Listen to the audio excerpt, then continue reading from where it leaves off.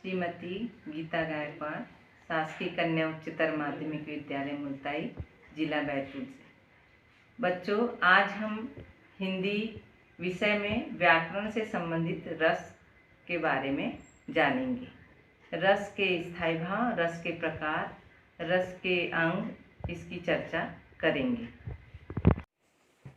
तो बच्चों, आइए आज हम रस के बारे में जानकारी प्राप्त करेंगे।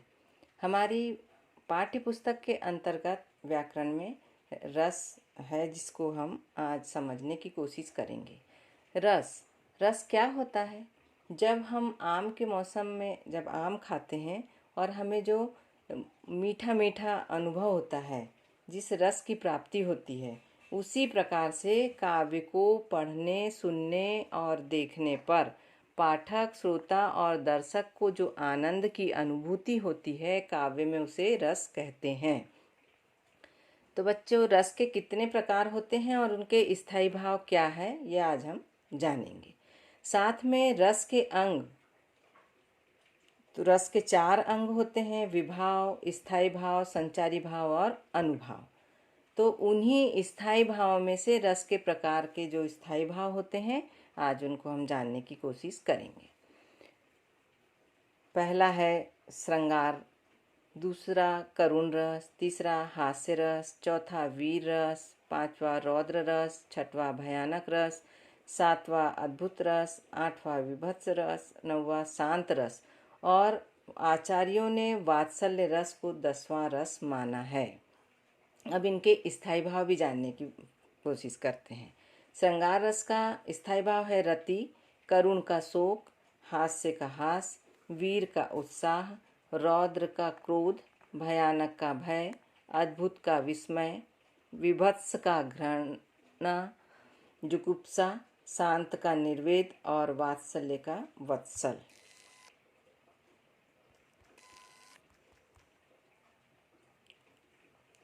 अब मैं आप लोगों को रस के प्रकार और उसके स्थायी भाव याद करने की एक सरल सी परिभाषा बनाकर, सरल सी कविता के माध्यम से बनाकर बताना चाह रही हूँ। इसको आप कभी भी जीवन भर नहीं भूलेंगे, पर आप उसको अपनी कॉपी में अच्छे से नोट करके रखें। ये परिभाषा 9वीं कक्षा से लेकर जब तक हम हिंदी विषय को पढ़ना चाहते हैं, तब तक यही परिभाषा हम रख सकते हैं। करुण हास्य श्रृंगार मिलकर वीर भयानक शांत बना, शोक हास रति के उत्साह से भय भी निर्वेद बना, अद्भुत विभत्स रौद्र के कारण 9 रस का सम्मान बना, विस्मय जुगुप्सा क्रोध से रसों का स्थायी भाव बना। अब ये जो करुण रस है, यदि आपने पंक्ति लिख ली होगी तो इसमें जो करुण रस है उसके नीचे शोक, हास्य के नीचे हास, श्रृंगार के नीचे रति और वीर के नीचे उत्साह और भयानक के नीचे भय तथा शांत के नीचे निर्वेद। ऐसे ही अद्भुत का विस्मय, विभत्स का जुगुप्सा, रौद्र का क्रोध, ये 9 रस हैं और इनके रसों के स्थायी भाव भी इस कविता की 4 पंक्तियों में आ जाते हैं। अब रसों के स्थायी भाव क्या है?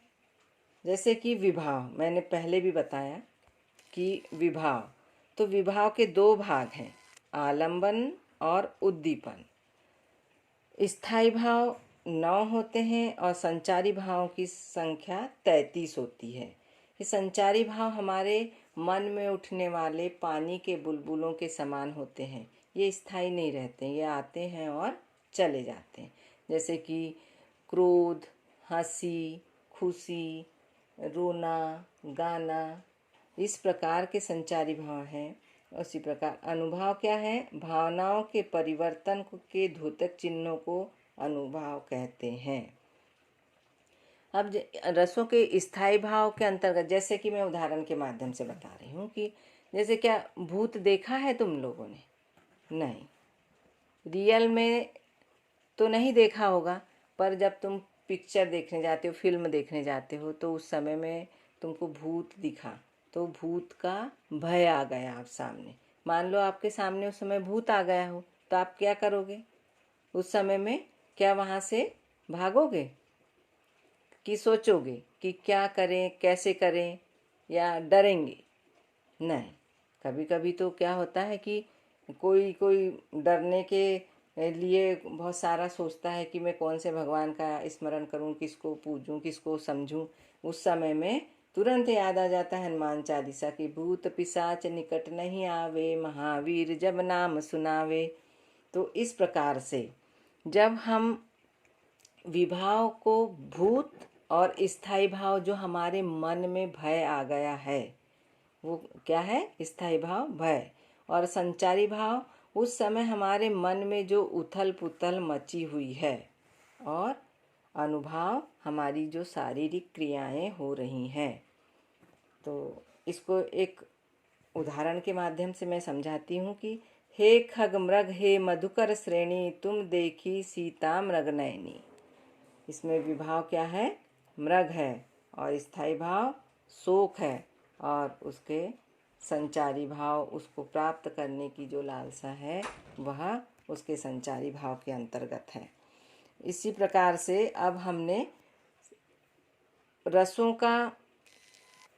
के प्रकार पढ़ लिए हैं और रसों के स्थायी भाव पढ़ लिए हैं। रस के स्थायी भाव के साथ में हमने ये भी जान लिया है कि हम 4 पंक्तियों के माध्यम से कैसे रस को सीख सकते हैं। तो अब हम श्रृंगार रस की परिभाषा लिखें। तो बच्चों, मैं आपको एक ही परिभाषा बता रही हूँ जिसमें स्थायी भाव बदलकर पूरे 10 रसों की परिभाषाओं को बनाया जा सकता है। सहृदय के हृदय में स्थित स्थायी भाव रति का जब विभाव, अनुभाव व संचारी भाव के साथ संयोग होता है, वह श्रृंगार रस कहलाता है। तो बच्चों, अब समझ में आ गया कि जब हमको यदि परिभाषा लिखना है तो हम 9 रसों की परिभाषा के लिए हम स्थायी भाव याद करें और हमेशा उसमें स्थायी भाव बदलते रहें, तो रस की परिभाषा बन जाएगी। जैसे कि मैं फिर से एक बार बताती हूँ हास्य रस की। सहृदय के हृदय में स्थित स्थायी भाव रति का जब विभाव, अनुभाव और संचारी भाव के साथ संयोग होता है, तब वहाँ श्रृंगार रस होता है। और हास्य रस में रति के स्थान पर हम हास लिख देंगे, तो वह हास्य रस बन जाता है। सहृदय के हृदय में स्थित स्थायी भाव का हास का जब विभाव, अनुभाव व संचारी भाव के साथ संयोग होता है, वहाँ पर हास्य रस हो जाता है। तो इस प्रकार से हम सभी 9 रसों की परिभाषाएं लिखेंगे। और उदाहरण के लिए हम छोटे छोटे उदाहरण का प्रयोग कर सकते हैं। जैसे कि हम श्रृंगार रस के लिए लिख सकते हैं कि राम को रूप निहारती जानकी, कंकन ते नग की परछाई, या ते सबे सुधि भूल गई, करटे की रही पल टारत नाही। और हास्य रस के लिए क्या कर सकते हैं? इस दौड़ धूप में क्या रखा, आराम करो आराम करो आराम, जिंदगी की कुंजी इससे न तपे दिख होती है, आराम सुधा की एक बूंद तन का दुबलापन खोती है, आराम शब्द में राम छिपा जो भव बंधन को खोता है, आराम शब्द का ज्ञान तो बिरला ही योगी होता है। इसलिए तुम्हें समझाता हूँ, मेरे अनुभव से काम करो, आराम करो आराम करो। तो इस प्रकार से सभी रसों की परिभाषा को सिर्फ हम उदाहरण के माध्यम से और स्थायी भावों को याद करके आराम से पूरे रसों की परिभाषा लिख सकते हैं।